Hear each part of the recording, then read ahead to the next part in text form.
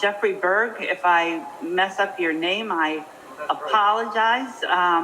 That's correct, the way Chaucer spelled it. Would you identify what town you're from, please? Yeah, Jeffrey Berg. I'm from Warren, and you're going to hear a lot of basically two moral arguments, and both of them have a legitimacy. One is, let's not harm our children, and the other is, let's let freedom ring and have choices. And I think that we all need to listen to the other side and, respect the other side, because we all like freedom and we all don't want to hurt people. So in that spirit, I'd like to make a few comments. I'm a physician. The data that we are in the midst of the fourth peak in this pandemic, principally driven by the Delta virus, mostly in unvaccinated people, but it can also affect vaccinated people, although they're less likely to end up in the hospital or die. But this variant seems to be more susceptible in children, and so data from previous viruses don't necessarily apply in this, and there has been a big uptick in the number of viral cases from COVID among children. And since more than half of the students are unable to be vaccinated in your school system, that puts them at risk. How do I know this? I've gotten this information from, I've been in medicine for more than 50 years. I've gotten this information from the national, international, public and private publications I've depended upon for virtually every single bit of data I've used to practice medicine for those 50 years. So if you don't believe me and you don't believe the data, I wouldn't bother going to your doctor, because your doctor gets the same information when they treat you for diabetes or high blood pressure or asthma or whatever. I'm a primary care internist, and I'm in the job, my job is risk-benefit analysis. When you come in and I tell you to do something or suggest that you do something, you're an adult, you make a choice.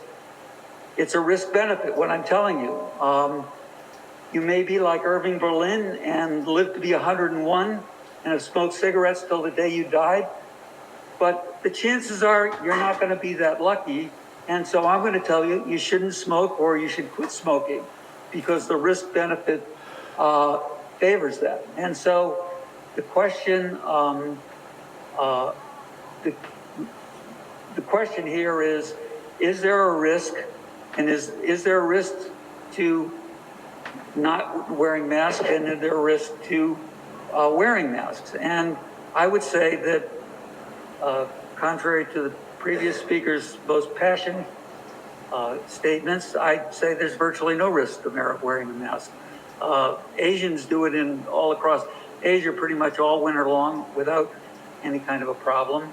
And there is a real possible risk, just like that the children under, or the school attendees who you oversee are going to be potentially at risk with this rise in the incidence, both in vaccinated and unvaccinated adults and the children.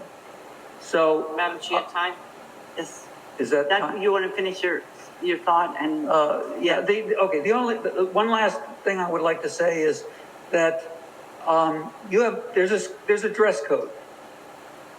You can't come to school naked. You can't come to school in your underwear. You can't come to school in a bikini. I'm pretty sure shoes and shirts are required.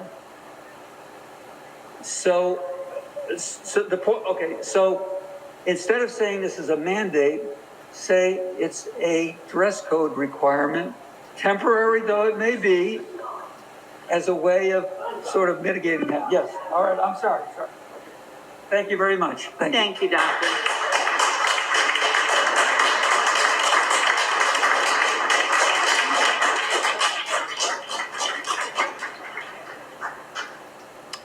everybody has a right to speak here who has signed up, and everybody has the right to expect that they can speak without being interrupted.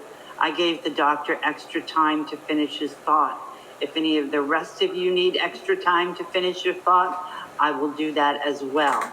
In the meantime, if you're not speaking at the podium, please do not speak out in the audience. And this, for me, is important enough that this is the last time I'm going to remind you of that.